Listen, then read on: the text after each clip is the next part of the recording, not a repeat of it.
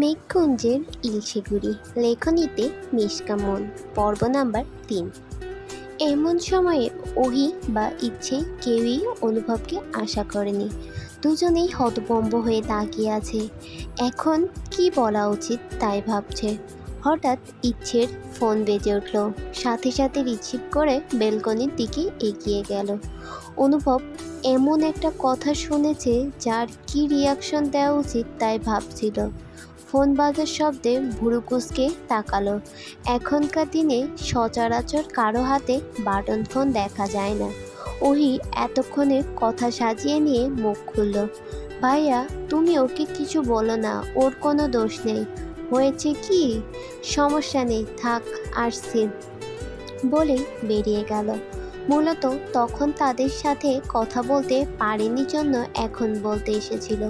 তবে এরকম অদ্ভুত কথার সম্মুখীন বানা হবে ভাবেনি বলে তো আসলো রাজনীতিতে সবাই ভাই। তবে মনে মনে নিজেই নিজেকে প্রশ্ন করলো, আমার ছেলে আমাকে ভাই ডাকলে কেমন শোনাবে। হঠাৎ কেউ ডাক দিতেই ভাবনা থেকে বেরিয়ে কাজে লেগে পড়ল। একটু পরে খেতে দিতে হবে সবাইকে। কারো কোনো সমস্যা হচ্ছে কি না তা দেখা অনুভবের দায়িত্বের মধ্যে পড়ে। কি রে, তোর কি হয়েছে ভাই?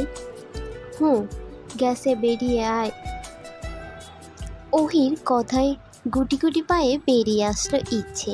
সোজা গিয়ে দরজা বন্ধ করে দিয়ে বিছানায় গিয়ে বসে বলল, এই জন্যই তোর ওই খুইশটা ভাইটারে আমার পছন্দ না।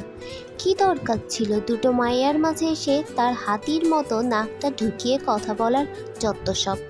ওহি চশমাটা ঠিক করতে করতে ইচ্ছের পাশে গিয়ে বসলো।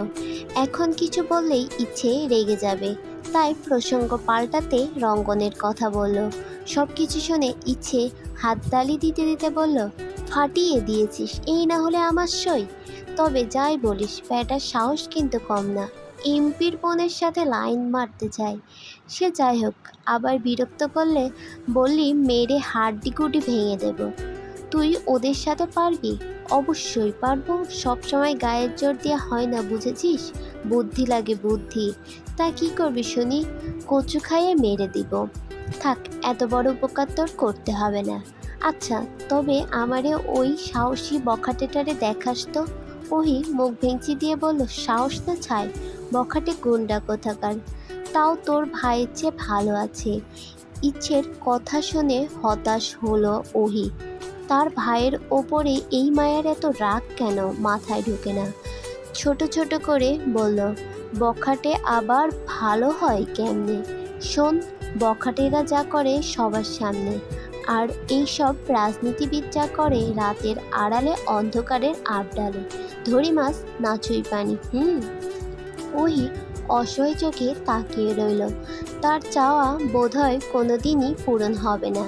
কানের কাছে সারাদিন ভাইয়ের নামে প্রশংসা করেও এই মেয়ের মন গলাতে পারেনি। মাঝে মাঝে তো এটাও বলে, তোর ভাইয়ের মাঝে কোনো খুঁত নেই বলেই আমার কাছে পছন্দ নয়। একটা মানুষ এতটা পারফেক্ট কেমনে হয়? তার কোনো সমস্যা নেই বলেই আমার সমস্যা। তাদের গল্পের মাঝেই নিচ থেকে ডাক পড়ল। দুজনকেই খেতে ডাকছেন অনিমা বেগম। মায়ের ডাক শুনে ইচ্ছেকে তাড়াহুড়া করে নিয়ে নিচে নেমে আসলো। অনিমা বেগম দুজনের দিকে তাকিয়ে মুচকি হাসি দিয়ে বললেন, তোদের বাইরে গিয়ে খেতে হবে না, এখানে বসেই খেয়ে নে। দুজনেই মাথা নাড়িয়ে বসে পড়ল। অনিমা সব কিছু এগিয়ে নিয়ে বললেন, আমার কাজ আছে, যাচ্ছি, তোরা এখানে থেকে সব নিয়ে খাবি। আর ইচ্ছে মা একদম লজ্জা পাবে না কিন্তু, বুঝতে পেরেছিস? কথার উত্তরে বিনিময়ে ইচ্ছে মুচকি হাসল। খাওয়া শুরু করলো দুজনেই। ইচ্ছে খেতে খেতে বলল, রান্নাটা কিন্তু বেশ ভালো হয়েছে।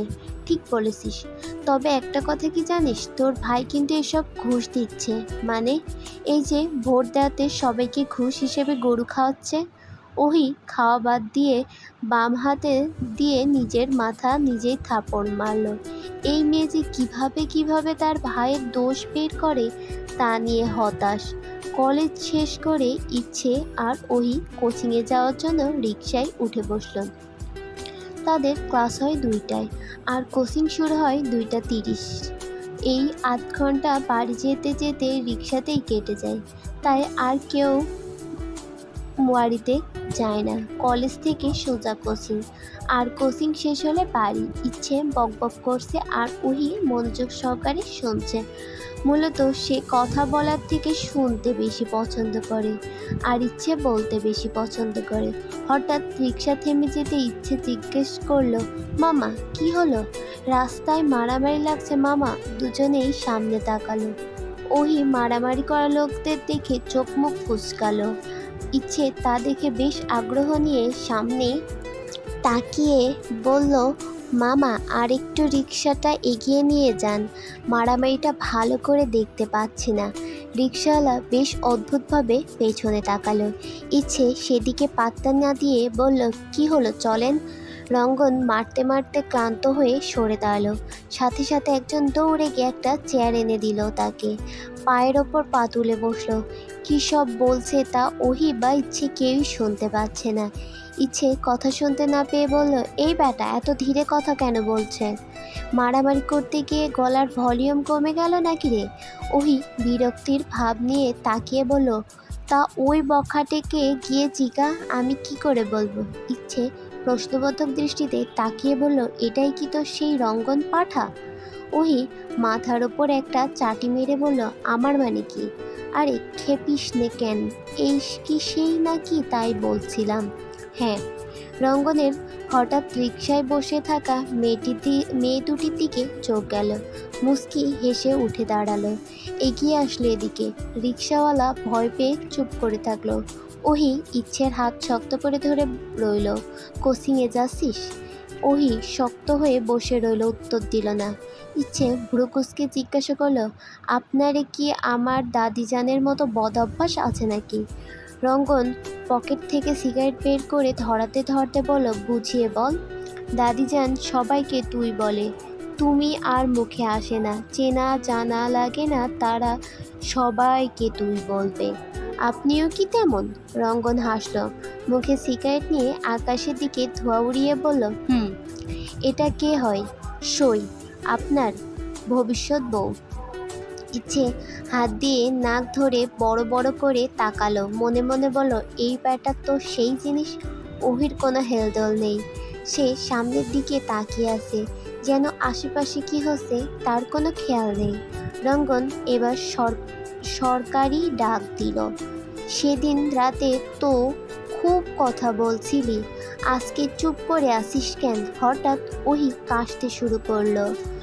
ইচ্ছে ওর পিঠে হাত বুলিয়ে দিতে দিতে বলল, ভাইয়া ওর সিগারেটের সমস্যা হয়, একটু দূরে গিয়ে দাঁড়ান, নইলে ফেলে দিন। রঙ্গন সত্যি সত্যি ফেলে দিল।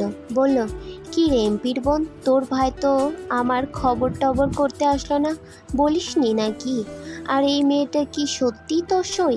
না, আমার ভাইয়ের বউ। উল্টা কথা বলে কিন্তু এই ব্যাটার লগে তোরে সত্যি সত্যি বিয়ে দেব। দুজনেই তর্ক বাঁধিয়ে দিল। রঙ্গন এবার নিজেও বিরক্ত হলো, কিছুটা রেগেও গেল দুজনের ওপর। জোরে চেঁচিয়ে উঠে বলল, রাস্তা পরিষ্কার করে এদের যেতে দে। এত জোরে চেঁচিয়ে উঠেছে উপস্থিত 3জনই কানে হাত দিয়ে রইল। 1 মিনিটের ব্যবধানে রাস্তা পরিষ্কার হয়ে গেল। রিকশা চলতে শুরু করলো। ওহি আর ইচ্ছে একে অপরের দিকে তাকিয়ে হাসলো। রঙ্গন তাকিয়ে দেখলো সেই দৃশ্য। হঠাৎ পেছন থেকে কেউ বলল, তুই সত্যি ওই মায়ের প্রেমে পড়েছিস? রঙ্গন গুনগুন করে উঠল, কারো একদিন হব, কারো এক রাত হব, এর বেশি কারো রুচি হবে না, আমার এই বাজে স্বভাব কোনোদিন যাবে না। অনুভব একটা জরুরি কাজে 5 দিনের জন্য চট্টগ্রাম গিয়েছিল। চয়নকেও সাথে নেয়নি, এদিকে খেয়াল রাখতে বলেছিল। আজকে পার্টি অফিসে এসেছে। এখানে আগে থেকেই উপস্থিত ছিল চয়ন। মুখটা বাংলার 5-এর মতো করে রেখেছে। অনুভব টেবিলে বসে কিছু ডকুমেন্টস দেখতে দেখতে চয়নকে জিজ্ঞেস করলো, কিছু হয়েছে রে চিন্টু? চয়ন শুকনো ঢোক গিলে বলে, জি ভাই, এই সপ্তাহে 3টে চিঠি এসেছে। আমি চেক করেছি, তার মধ্যে একটা চিঠি সেই দিনের মেয়েটার। অনুভব ভাবুক দৃষ্টিতে তাকিয়ে বলে, আবারও চিঠি?